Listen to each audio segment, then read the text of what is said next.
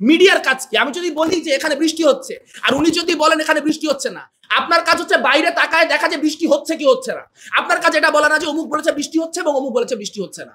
নীলক্ষেতে ballot পেপারে যে অভিযোগ করা হয়েছে তাই নিয়ে এখন পর্যন্ত কোনো তদন্তমূলক রিপোর্ট হয় নাই কেন? এটা তো প্রত্যক্ষ প্রমাণ পাওয়া গেছে। যারা নির্বাচন নিয়ে যৌক্তিক প্রশ্ন তুলেছেন তাদেরকে বারবার করে হয়রানি করার চেষ্টা করা হয়েছে এবং তাদেরকে মিডিয়া ফ্রেমিং করা হয়েছে। আপনি যদি জামাতের কাজ করতে চান, আপনি প্রকাশ্য ঘোষণা দেন আপনি জামাত, ঘোষণা দিয়ে আপনি তার কাজ করেন, কোনো সমস্যা নেই। আমরা প্রত্যক্ষ শত্রুকে সম্মান করি। 32,000 ভোট পড়তে হলে পার কেন্দ্রে যতগুলো ভোট পড়তে হয়, আমরা আমাদের একটা ভোট দিতে যতক্ষণ সময় লাগে তার ভিত্তিতে আমাদের যে মেন্টাল ম্যাথ তা বলছে এতগুলা ভোট এই কেন্দ্রগুলিতে পড়া সম্ভব না।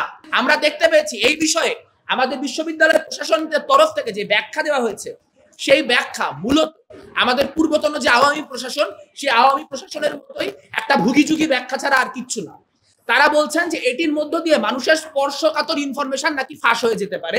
এই জন্য স্পর্শকাতর ইনফরমেশন ফাঁস হওয়ার প্রিভেন্ট করার জন্য তারা যেই প্রার্থীরা ভোট দিতে গিয়ে যেই আপনার প্রার্থীরা এই নিয়ে প্রশ্ন তুলেছেন সেই প্যানেলগুলিকে এটি দেখাতে আগ্রহী নয়। এই কথাটা কি পরিমাণ স্টুপিড আপনারা নিজেরা একটু বিবেচনা করেন। একটা ভোটারের যে স্বাক্ষর, সেখানে শুধুমাত্র ভোটারের যে সিগনেচার সেটা ব্যতীত আর কোনো তথ্য নাই। এখন একজন ভোটার যখন ভোট দিতে গেছেন তিনি কি লুকায় লুকায় গেছেন? তিনি তো লাইনে দাঁড়ায় গেছেন। আচ্ছা, তিনি তো সেখানে আমি যদি সেই স্বাক্ষরের তালিকা পাই সেখানে তিনি কাকে ভোট দিয়েছেন সেটা তো জানার কোনো উপায় নাই। আলাদা একটা পেপারে তার স্বাক্ষর গ্রহণ করা হয়েছে। কিন্তু যদি স্বাক্ষরকৃত ভোটারের লিস্টটা আমরা পাই তাহলে এই যে 32,000-এর সংখ্যা, এই 32,000-এর সংখ্যার কোনো গরমিল আছে কিনা সেটা সারা জীবনের জন্য নিরূপণ করে ফেলা সম্ভব। তাহলে যেহেতু নির্বাচন নিয়ে প্রশ্ন উঠছে, তারা কেন এই ইনফরমেশন প্রকাশ করার মধ্যে দিয়ে এই জিনিসটিকে খোলাসা করছে না? তাদের কাছে এই বিষয়ক কোনো ব্যাখ্যা কিন্তু আসলে আমরা পাই নাই। আমি জানতে চাই স্পর্শকাতর তথ্যটা কি? ভোটারের সিগনেচার ছাড়া আমরা যে লিস্ট চেয়েছি সেই লিস্টে আর কিচ্ছু নাই। কাজে সেই লিস্ট প্রকাশ করা হলে আসলে ক্রাইসিসটি কোথায়? দ্বিতীয় গুরুত্বপূর্ণ প্রশ্ন, যে কথাটা আসলে মিডিয়াকে সরাসরি বলতে চাই, একটি পার্টিকুলার মিডিয়া আমরা এখানে আজকে দেখতে পাচ্ছি না, আমরা মানে আমার ক্যামেরাগুলোতে আমরা দেখতে পাচ্ছি না, তারা মানে মিডিয়াগুলি একটি ন্যারেটিভ স্ট্যাবলিশ করার চেষ্টা করছেন। আমরা দেখতে পেয়েছি নির্বাচনের সময় যারা নির্বাচন নিয়ে যৌক্তিক প্রশ্ন তুলেছেন তাদেরকে বারবার করে হয়রানি করার চেষ্টা করা হয়েছে এবং তাদেরকে মিডিয়া ফ্রেমিং করা হয়েছে যে তারা নির্বাচন বানচাল করার চেষ্টা করছে। এখন যদি নির্বাচন বানচাল করার বা একটা অস্থিতিশীল পরিস্থিতি সৃষ্টি করার কোনো প্যানেলের আকাঙ্ক্ষা থাকতো তাহলে নির্বাচনের পরের দিন মানুষ জমায়েত সৃষ্টি করতো, মানে একটা বাজে পরিস্থিতি সৃষ্টি করতো, কিন্তু তা তো কেউ করে নাই। সবাই নিয়মতান্ত্রিক উপায়ে কাজগুলি করতেছে এবং এখানে অনেক সফট প্রপাগ্যান্ডা হচ্ছে। আমি নাম নিয়ে বলবো, ডিবিসি নামে একটা চ্যানেল আছে। ডিবিসি পরশুদিন বা তার আগের দিন বেশ কয়েকটি প্যানেলের যারা প্রার্থী তারা ভিসির সঙ্গে দেখা করতে গিয়েছে।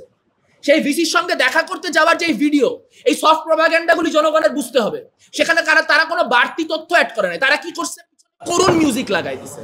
কেন করুণ মিউজিক লাগাই দিছে? এটা হচ্ছে ন্যারেটিভ যে আহারে এরা হেরে গেছে, এরা পরাজিত, এখন এরা মনের কষ্টে ভিসির এখানে আসছে।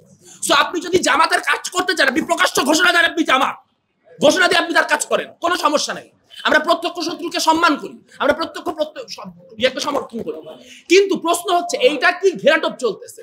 মানে এখন কি ভোটারও গুপ্ত? মিডিয়ার কাজ কি? আমি যদি বলি যে এখানে বৃষ্টি হচ্ছে আর উনি যদি বলেন এখানে বৃষ্টি হচ্ছে না, আপনার কাজ হচ্ছে বাইরে তাকায় দেখা যে বৃষ্টি হচ্ছে কি হচ্ছে না। আপনার কাজ এটা বলা না যে অমুক বলেছে বৃষ্টি হচ্ছে এবং অমুক বলেছে বৃষ্টি হচ্ছে না। নীলক্ষেতে ব্যালট পেপারে যে অভিযোগ করা হয়েছে তাই নিয়ে এখন পর্যন্ত কোনো তদন্তমূলক রিপোর্ট হয় নাই কেন? এটা তো প্রত্যক্ষ প্রমাণ পাওয়া গেছে। আপনারা নির্বাচনের দিন আমরা যা বললাম তার অধিকাংশ গণমাধ্যম থেকে পাওয়া তথ্য, তাহলে সেই তথ্যগুলো এখন আর সামনে আসতেছে না কেন?